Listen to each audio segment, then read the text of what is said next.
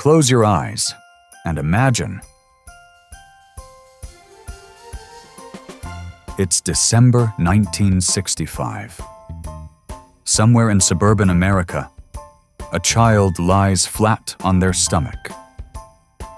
Fingers tracing circles in glossy catalog pages. The air smells of printer's ink and possibility.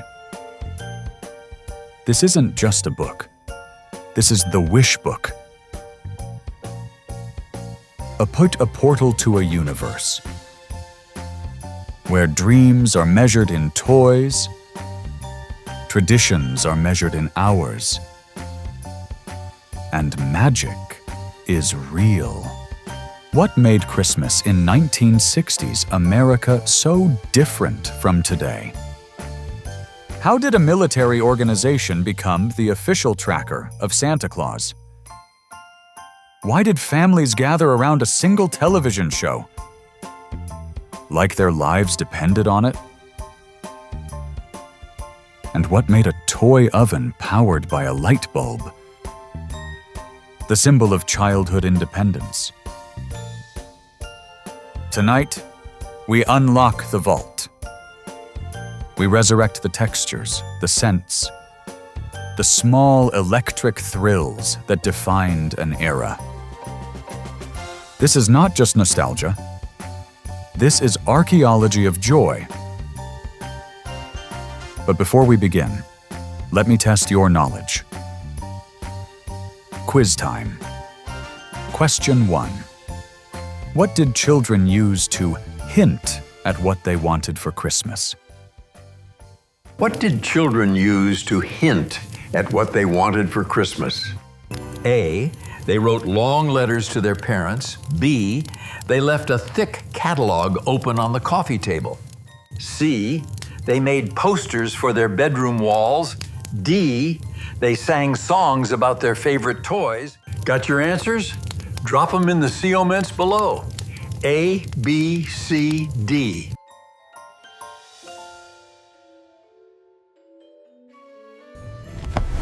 Act 1. The Wish Book. Gateway to Toy Heaven. It arrived, like a declaration. The Sears Wish Book, or its rival, the J.C. Penney catalog, wasn't just mail. It was a fall event, thick as a small phone book, heavy as hope itself. When it appeared on the doorstep, a friendly war erupted. Who gets to see it first?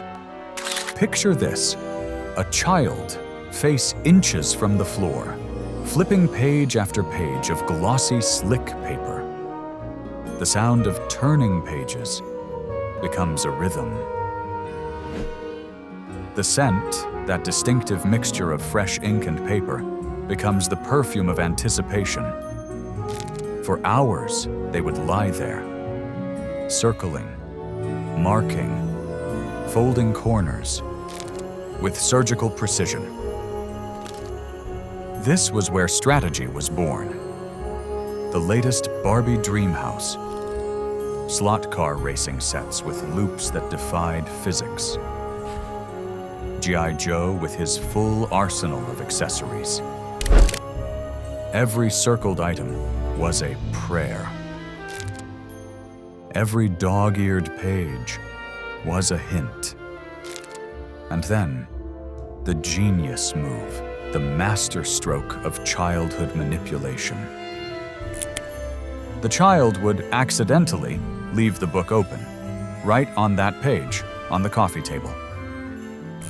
As if by chance.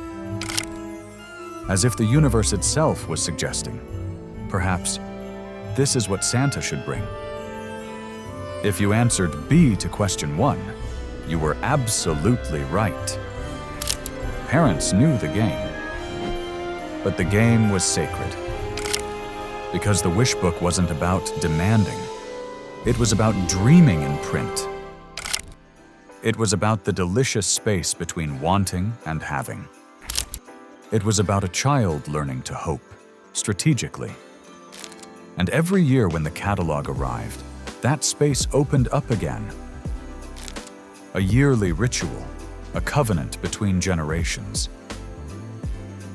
The wish book was more than paper and ink. It was the first act in the greatest story of the season. Act 2, the mystery of cookies and milk. Christmas Eve. The house is quiet. The tree glows in the corner. The children have been sent to bed. But there is one final sacred ritual. Cookies and milk. This isn't casual. This is ceremony. Mother might have baked a fresh batch of chocolate chip cookies that very evening. The kitchen still warm with their sweetness. The child is given a mission. Select the 2 most perfect specimens. Not broken, not burnt. Perfect. These are placed carefully, reverently, on the special Christmas plate. The one that only emerges once a year. Beside it, a glass of cold milk. Crystal clear. Frost beginning to form on the outside of the glass. Some children add a handwritten note. Shaky letters. Crayon or pencil. Dear Santa, thank you. Sometimes with a drawing. And then, the waiting. Sleep comes hard on Christmas Eve. Every creak of the house sounds like reindeer hooves. Every distant car engine could be him. But morning brings the evidence. The child races downstairs, bare feet slapping cold floor. And there it is, an empty plate. Just crumbs, maybe a single cookie fragment. The milk glass? Drained. And beside it, a half-eaten carrot, tooth marks clearly visible. This was proof. Not a story, not a maybe. Proof. The validation, the confirmation, the magic, made manifest in crumbs and a damp glass. For a child in the 1960s, this was forensic evidence that would hold up in any court of wonder. Santa was real. And he had been right here. Act 3, the TV date, appointment viewing. Today, we stream everything. Anytime, anywhere. But in the 1960s, you had one chance. Christmas television specials weren't just shows. They were events. Unmissable. Rudolph the Red-Nosed Reindeer premiered in 1964. A Charlie Brown Christmas followed in 1965. These weren't just cartoons, they were cultural touchstones. Families had to plan. Schedules were adjusted. The TV guide was consulted like ancient scripture. When the time came, the entire family gathered around the television. That bulky, curved screen altar glowing in the living room. Listen carefully, and you can still hear it. The warm, melancholy jazz piano of Vince Guaraldi drifting through a Charlie Brown Christmas. The gentle voice of Burl Ives as Sam the Snowman narrating Rudolph. And the visuals, the visuals. Rudolph was created using stop-motion animation, a technique called animagic. The characters moved in that distinctive, slightly jerky way. Frame by frame, puppet by puppet. It was hypnotic, almost alive in its strangeness. For children watching, these weren't just shows, they were portals. Brief windows into worlds where misfit toys found homes. Where lonely reindeer saved Christmas, where a scraggly little tree could be beautiful. Missing the broadcast meant waiting. 365 days. So you didn't miss it. You sat, you watched, you absorbed every second. And those images, those songs, those messages about belonging and kindness, they burned into memory. This was appointment viewing. This was television as shared ritual. This was Christmas, delivered through airwaves and cathode rays. Step into a 1960s living room. Forget the traditional pine. Forget the scent of fresh evergreen. This is the space-age Christmas. Many modern families didn't use real trees. They displayed aluminum trees, metallic, silver, gleaming, futuristic. These were symbols of progress, of modernity, of a nation reaching toward the stars. But here's the problem. Metal conducts electricity. So stringing electric lights on an aluminum tree was dangerous. The solution? Pure 1960s ingenuity. Enter the color wheel. This device sat on the floor, a rotating disc with 4 colored panels: red, green, blue, and yellow.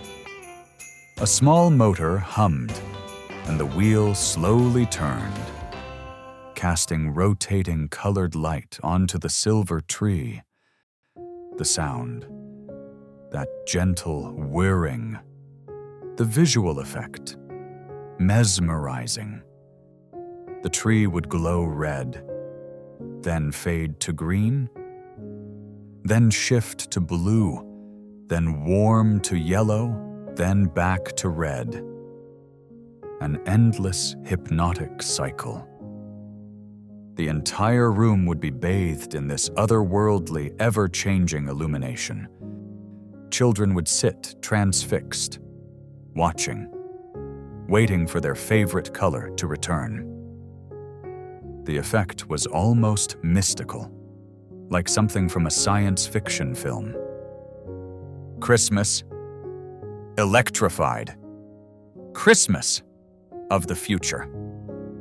This wasn't tradition. This was innovation. This was America saying, we can reimagine everything, even Christmas. And in those rotating colors, in that metallic shimmer, families found a new kind of magic.